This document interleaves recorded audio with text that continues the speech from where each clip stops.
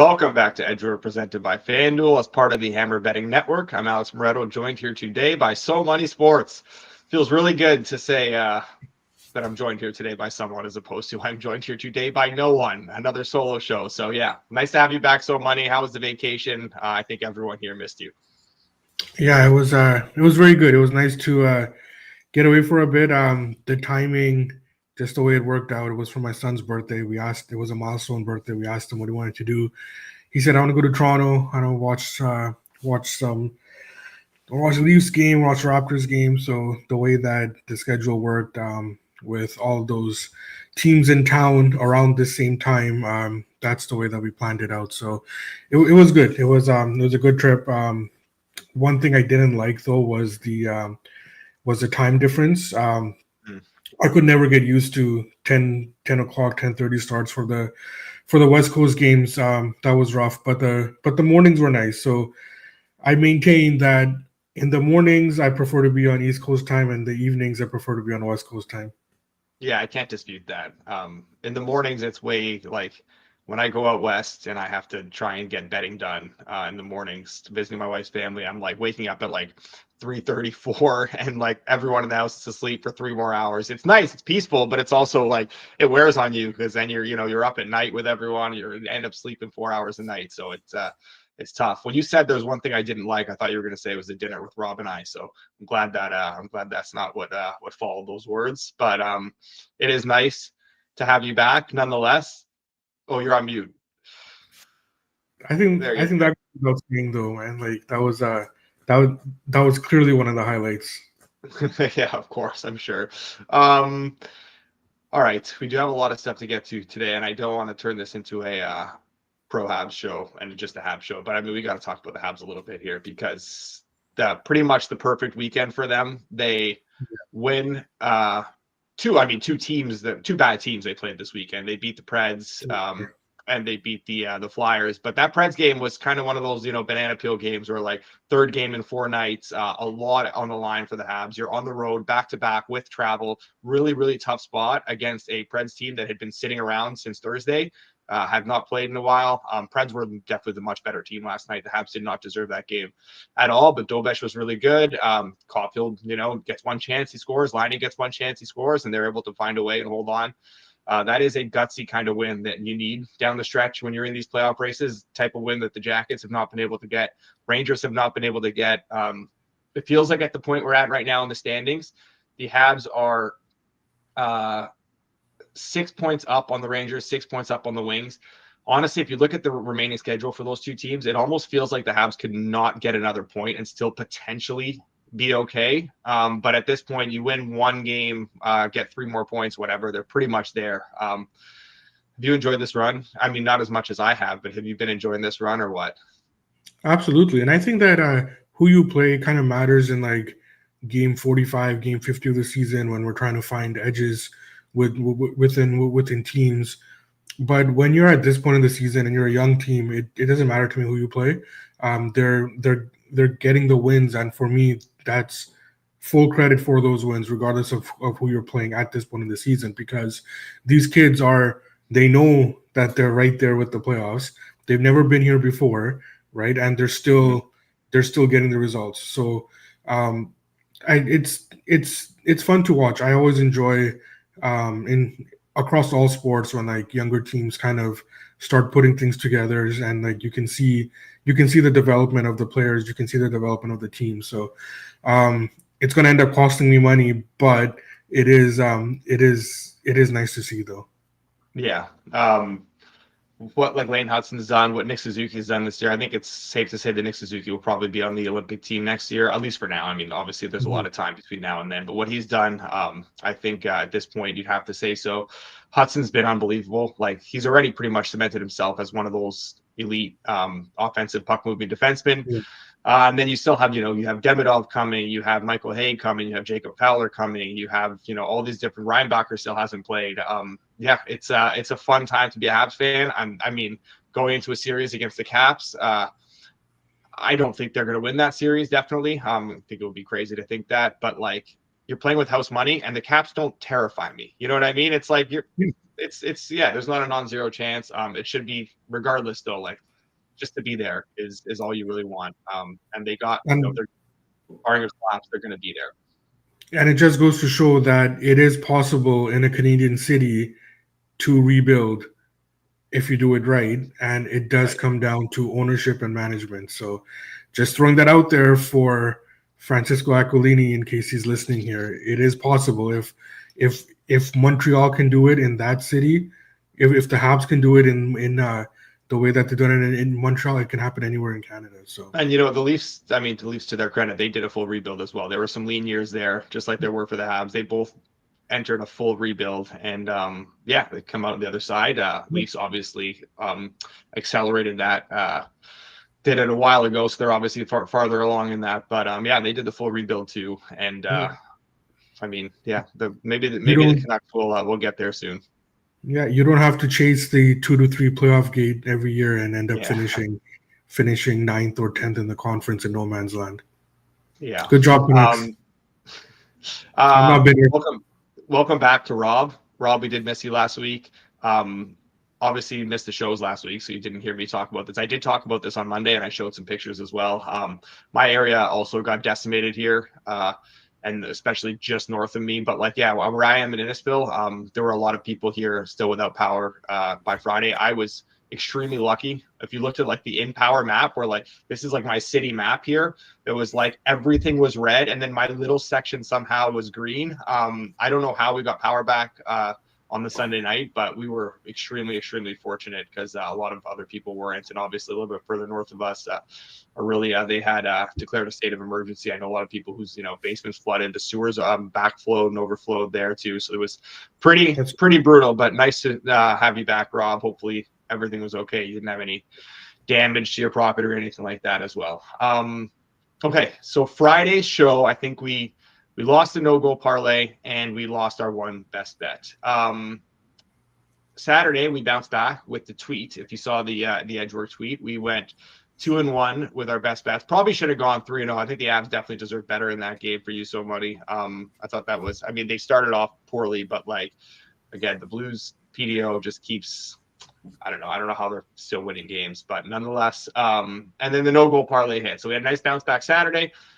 Gearing up for hopefully a nice week here. Our final full week of regular season hockey, because next week there will be no games on the Friday. So this is our final full week of regular season hockey. 5 games to get to tonight, which we will do in a second. Before we do, Puckheads, the NHL playoffs are right around the corner, and FanDuel is bringing you the best bets on the ice. Get in the lab when you make your same-game parlay by checking out FanDuel's player performance pages that track stats and averages all your favorite players. Once you know who's cooking, add shots on goal, points, assists, or even goalie saves to your SGP. Miss puck drop, you can still tap in with live same-game parlay and period-specific player props. Right now, new customers can kick off the season with 200 in bonus bets if your bet wins. Just place any $5 bet, and you'll get 200 in bonus bets if your bet wins. Download FanDuel Sportsbook and make every moment more. Please play responsibly. Must be 21 plus and present in select states, or 18 plus and present in DC, or 19 plus and physically located in Ontario. Bonus issued is not withdrawable. Bonus bets which expire 7 days after receipt. Restrictions apply. See terms at sportsbook.fanduel.com. Gambling problem? Call 1-866-531-2600 or visit connexontario.ca. Call 1-800-GAMBLER or visit fanduel.com/RG. Call 1-888-789-7777 or visit ccpg.org/chat in Connecticut, or visit mdgamblinghelp.org in Maryland. Hope is here. Visit gamblinghelplinema.org or call 800-327-5050 for 24/7 support in Massachusetts, or call 1-877-8-HOPE-NY or text HOPE-NY in New York. Okay, let's get to these games here.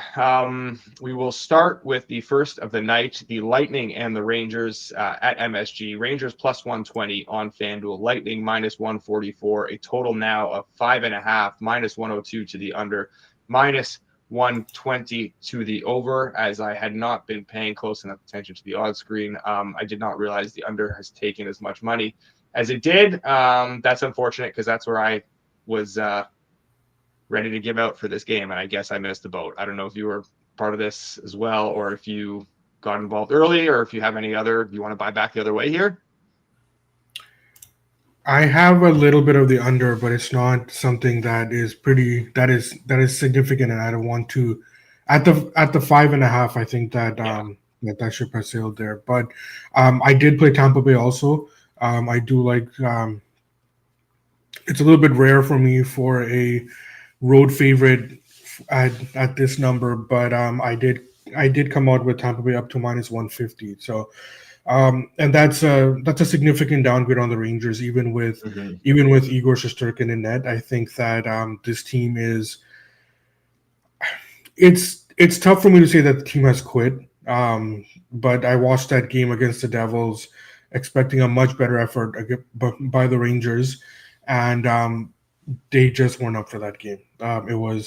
They were choked out from the get go. They couldn't generate anything, and that's been a theme for the last few games now, where the Rangers are having trouble generating again, and Igor's making a lot of these scores respectable, and he's done that pretty much the whole season now. So, and Tampa Bay, they had a little hiccup against the Sabres, but for the most part, they are playing well defensively. They're getting geared up for the game that they need to play heading into the playoffs. And and that's important to me from teams that should have the playoff pedigree. So I think that Tampa Bay is not going to take this game lightly. Obviously, they have stuff to play for in the standings, but more importantly, they're still playing for finding their way heading into the playoffs. So I play Tampa Bay, do like them here. I understand it's a little bit of a rough number, especially on the road, but I think that as we head into this part of the season, it's pretty clear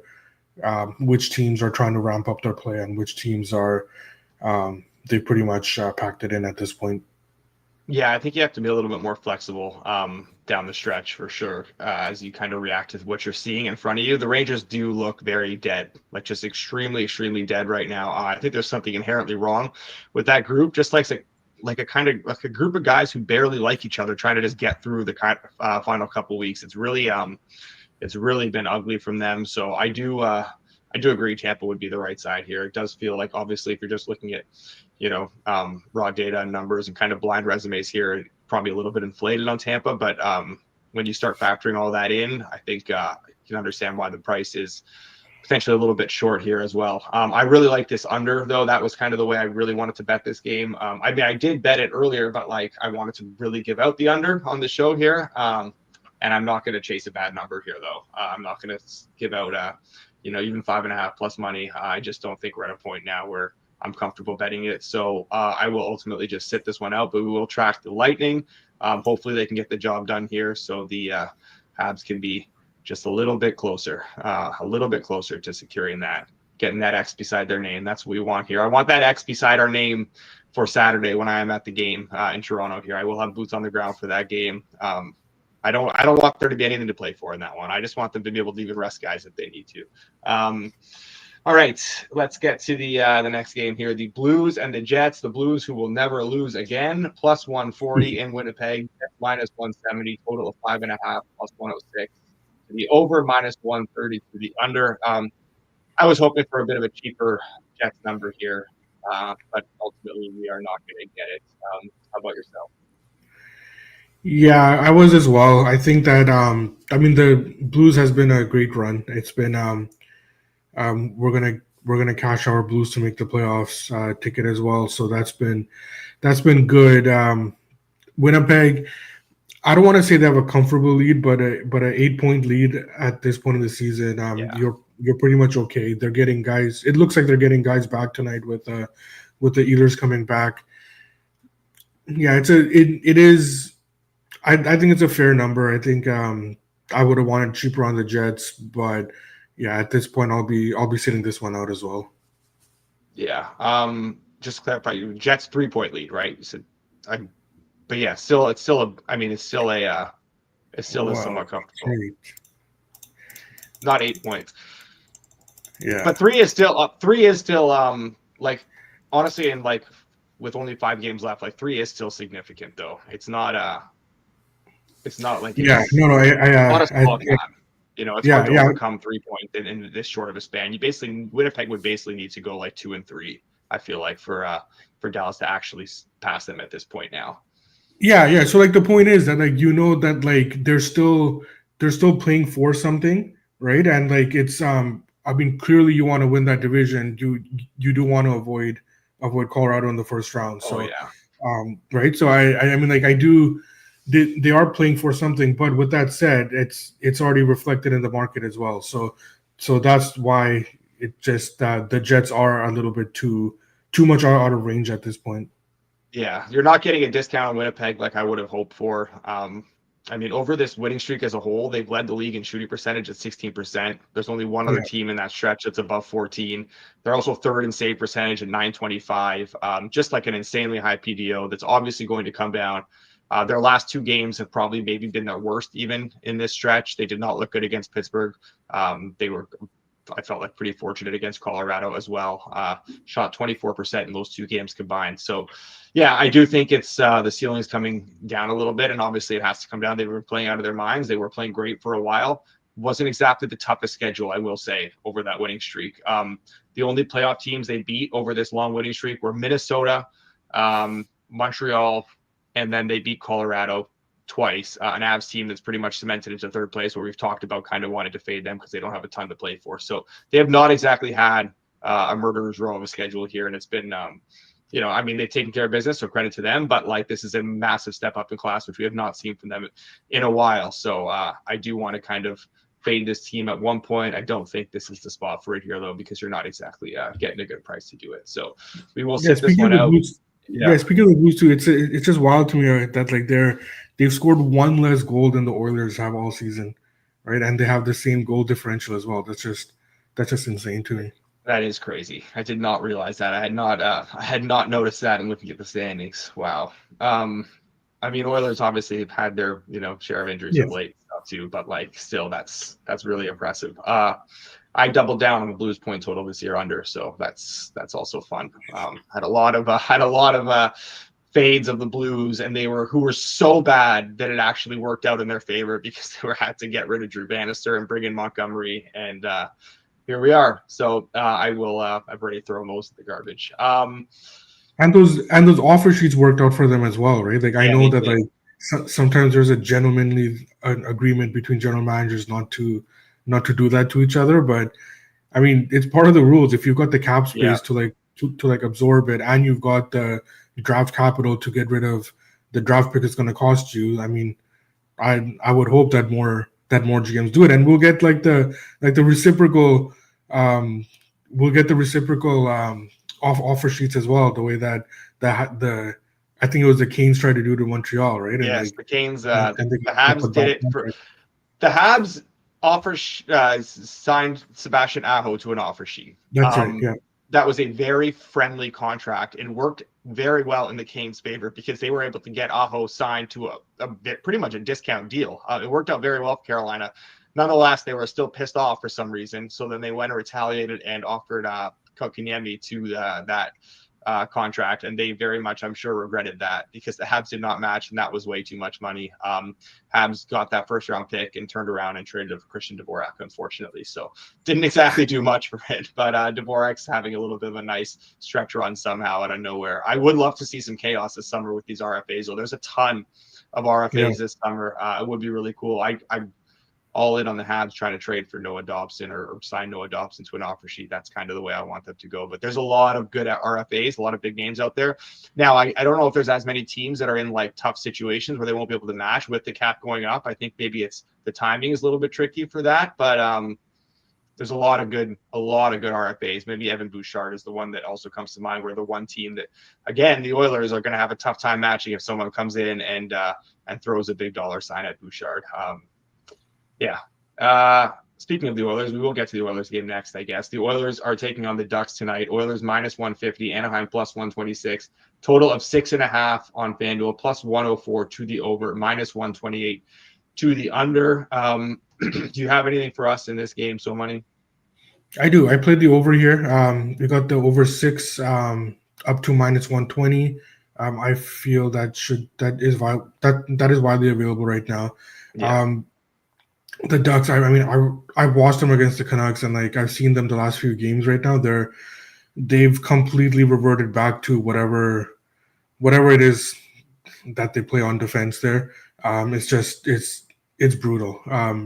They bleed chances. They have no coverage, and the kids just want to run and gun right now as well. So and I don't think in this game Edmonton will have any problem with that. I think they're pretty much. I don't want to say they're cemented in third in their division, but the way that the Kings have come on now, I think that they're fine with where they are. And I think we're going to see. I don't know if we're going to see them play kind of try to get away from their game, but if that's the game that the Ducks want to play, I don't think there's any urgency from the Oilers right now to in Anaheim on a Monday night at the end of the season to kind of play that the way that they should play. So I do expect some goals here. I do expect Anaheim to continue to struggle, and I don't think Edmonton will have any problem with playing the way that Anaheim wants to play this game. Yeah, I am fully in agreement. I bet the over here myself as well, which probably wouldn't come as much of a surprise to people who were watching the show last week as well. I bet that I had that solo show on Thursday. I bet that Ducks Flames over and that Oilers Sharks over as well. A lot of those predicated on the way the Oilers were playing and the way they play against these weaker teams and the way the Ducks are playing in general. So getting them to match up here is just kind of an over dream. I'm on this as well. I think there's some room to go with this one. I do like the potential for goals here. I don't have to add too much. I've talked about both these teams kind of at length now at this point. Now them matching up, it's just kind of, a no-brainer over bet for me here. So we will go ahead and lock that in. So we move on to the Sharks and the Flames. Sharks plus 168, Flames minus 205, a total of 5.5, plus 106 to the under, minus 130 to the over. This is the Flames are not dead. They're probably done, but crazier things have happened. 6 points back in Minnesota with 2 games in hand. Win here, you're 4 points back. And then they host the Wild on Friday. So they're talking about potentially being 2 games back with the game in hand. That being said, the Wild do have the tiebreaker with the regulation wins, and they do have a pretty easy schedule. Outside of that Flames game, the Wild are playing they're home to the Sharks on Wednesday, and then they're playing the Ducks and the Canucks to end the season. So not exactly the toughest schedule, but there's still hope for the Flames. All that being said, I like the under here. Flames are not exactly the team that are going to beat you 6-1. They don't really generate enough offense for that. And with these points being so important, they're still going to be locked into playing kind of a tight road game here, giving up very little. Don't let the Sharks get the offense going. Don't let this turn into a game of pond hockey. Could be a Vladar start. That is one thing that I want to be mindful of, which obviously potentially matters in terms of price, although the market hasn't necessarily been reacting to that the way you'd think. In terms of market entry, it's possible if there is a Vladar confirmation, we might end up getting a slightly better number here. But nonetheless, I don't think it matters in terms of the game. I don't see the Sharks generating all that much. They're playing pretty low event hockey, just kind of playing out the stretch here. Defensively, they've been a little bit better, getting some goaltending in a pinch here and there. And again, the Flames are not the team to sort of overwhelm you. So I do like an under here. I did bet an under here, under 6. Again, minus 120 or better is widely available. You can get even a minus 109. Where are you at with this one? I agree with the under. I'll probably sit it out, but in terms of the side, I mean, I understand that the Flames have a lot to play for, but I mean, we're into the minus 200s here on the road, Big right? number. So, yeah. So, I'll end up passing this game. Obviously, I would like the Flames to win so that we have a race here, and hopefully Minnesota can drop off a little bit. But yeah, I'll end up passing this game. The Flames, they are inflated, but it's tough for me to get behind San Jose as well. So yeah, and Celebrini cost me money on the Calder as well. So that's a rough look here for us. But yeah, I will end up passing this game. Do you know what else I did this morning too? Just like for a quicker ROI, I even laid some minus 1,700 Lane Hudson. I don't think there's a price at this point I wouldn't bet. I think it's completely done. Oh yeah, Charles asked about the Conn Smythe futures. I will do those after we get to our final game. We'll do our final game. We'll do the no-goal parlay, and then I will touch on a couple of those Conn Smythe futures that stood out to me. Okay, final game of the night here. We have the Kraken and the Kings. Seattle plus 190 in LA. Kings minus 235. Total of 5.5, minus 114 to the under, minus 105 to the over. So, Money, do you have anything for us here? Yes, I played the under here. I mean, five and a half on a Kings at this point. It's even with the 5.5. I think it's good to go. They've really turned it on. It doesn't matter who they're playing, and they're finding their game heading into the playoffs. Well, they found their game heading into the playoffs and the way that they need to play. Seattle. I mean, the Kings are going to dictate this game, right? So you could see a situation where Seattle opens it up a bit, but I mean the way that the Kings are playing, I don't think it's going to matter. And the Kings know that they need to play a certain way heading into the playoffs, and that's the game that we're getting from them. So, and if they're the ones that are going to be dictating the pace, then I don't think that Seattle has enough in them to score enough for this game to go over. Yeah, I bet the under here as well.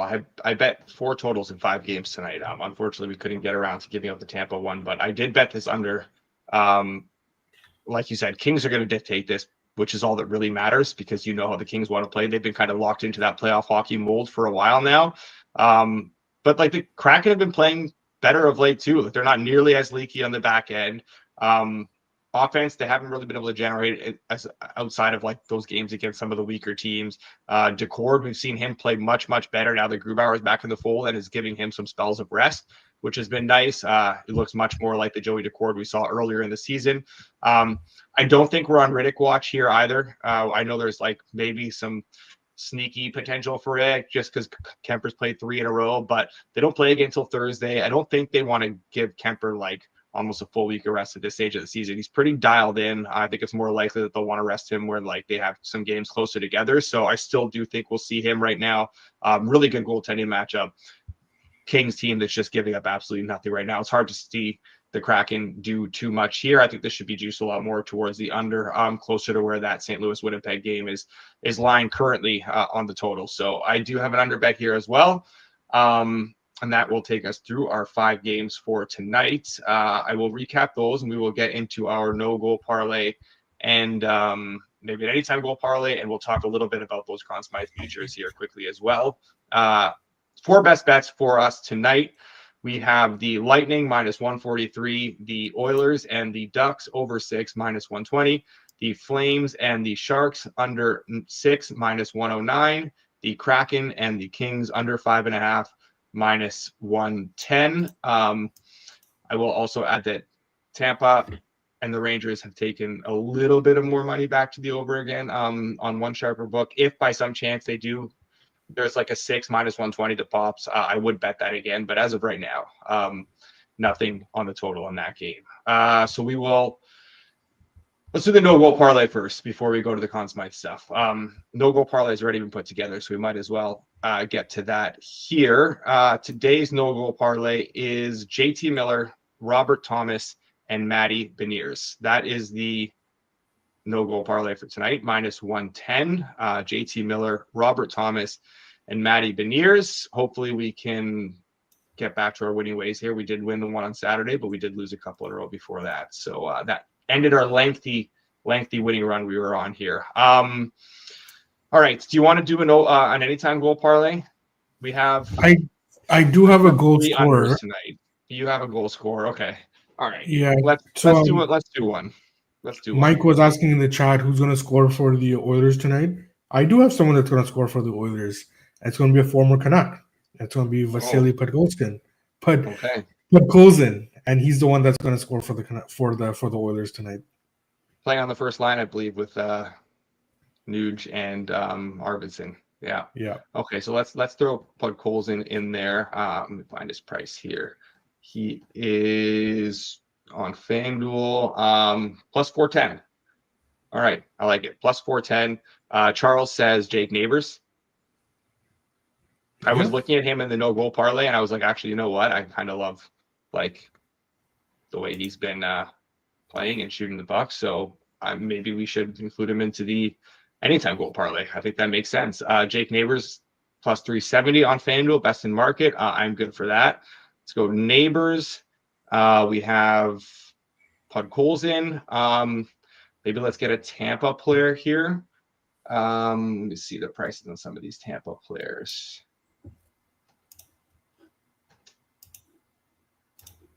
How about a Bjorkstrand? Let's see where I got him here. Yeah, that makes sense. Plus Or 440. Mike Bromberg says Nick Paul. I like Nick Paul. Okay, let's do Nick Paul. Nick Paul plus 380. I say let's cap it at 3 tonight. Yeah, it's big numbers there. Yeah. That's not darts, but it's a big one. Vasily Podkolzin, Jake Neighbors, Nick Paul, 114 to 1. That is tonight's anytime goal parlay.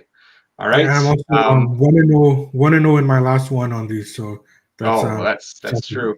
That's a true. That good was your thing. last show before you left. Wow. Okay, a very good omen. Maybe we should actually just make it like a 5 goal scorer, and just it's gonna hit. It's gonna hit. Might as well just hit as big as we can. All right, let's go quickly into this Conn Smythe stuff. Have you looked at the Conn Smythe market at all? I haven't bet anything yet. I have started looking and going through it as I kind of determine the pricing for the teams, and then a lot of times there's better value in the Conn Smythe if you're getting good numbers on a team. Yeah, I haven't bet anything either. I was hesitant to talk too much about it because I don't know if the limits are small. I don't know if how much markets are going to move with small bets at this point. But there were a couple names that somewhat stood out to me. Two of them were Braden Point at 55 to 1, and Jake Gensel was 120 to 1. I really like that Jake Gensel one. Jimmy says Brandon Hagel. He's also 120 to 1. Yeah, I do like Hagel, but I love the playoff pedigree of Jake Gensel, and obviously he's going to be in a situation where he's going to potentially be able to rack up a ton of goals and a ton of points. So I do like the Gensel look at 120 to 1. You cannot go wrong with a Nick Suzuki at 450 to 1, I would say. Nichushkin at 500 to 1 here, brought up by Ron. Yeah, if he can stay on the ice and away from the snow, then he might be a good look as well there at 500 to 1. He's obviously a lot of what gets that team taking. It's just so hard when you're looking at a team like the Avs that have a guy like McKinnon and have a guy like McCarr. It's so hard to separate yourself from those guys. It's almost it's every time if he's going to score, it's one of those guys is probably going to factor in on it, right? Which is kind of tough for guys like that. But yeah, at 500 to 1, I don't hate that. Anyone else that you looked at or anything that stood out at all? Yeah, so I like Tampa Bay a lot, right?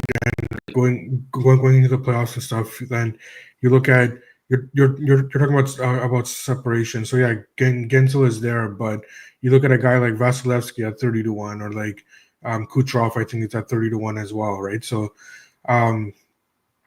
yeah, I think any of those three Tampa guys, those Hedman probably a little bit on the outside, but any of those three Tampa guys, I think that would probably deserve a closer look there.